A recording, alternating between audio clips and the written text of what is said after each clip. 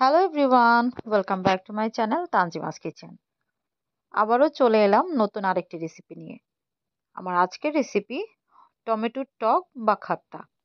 তার জন্য এখানে আমি পরিমাণ মতো টমেটো নিয়ে ভালো করে ধুয়ে কিউব কিউব করে কেটে নিয়েছি। তারপরে সামান্য পরিমাণ গরম পানি দিয়ে সিদ্ধর জন্য চুলার উপরে বসিয়ে দিয়েছি। এখন ঢাকনা দিয়ে ভালো করে টমেটোটাকে সিদ্ধ করে নিতে হবে। টমেটোর এই টক বা খাট্টা রেসিপিটি আমাদের বাঙালিদের খুবই পছন্দের একটি খাবার। টমেটোর এই টকটা রান্না করার জন্য অবশ্যই পাকা টমেটো নিতে হবে, তাতে করেই আসল স্বাদটা আসবে।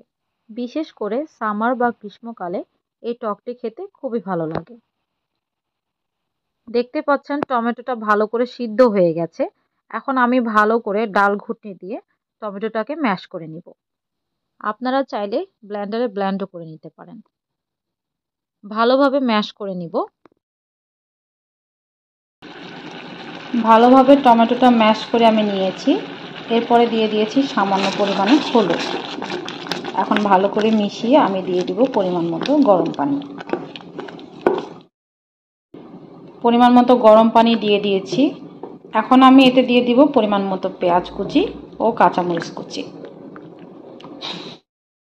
দিয়ে দিয়েছি পরিমাণ মতো পেঁয়াজ কুচি, পরিমাণ মতো মরিচ কুচি, আরও দিয়েছি স্বাদ মতো লবণ। এখন অপেক্ষা করব ফুটে ওঠা পর্যন্ত।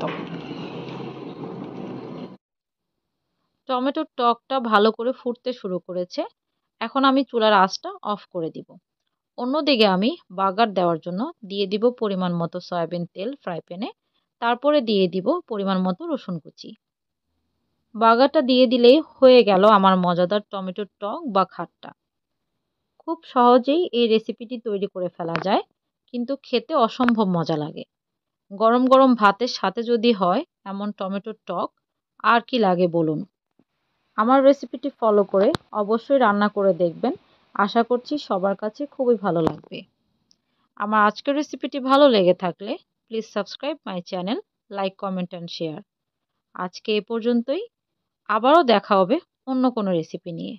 আল্লাহ হাফেজ।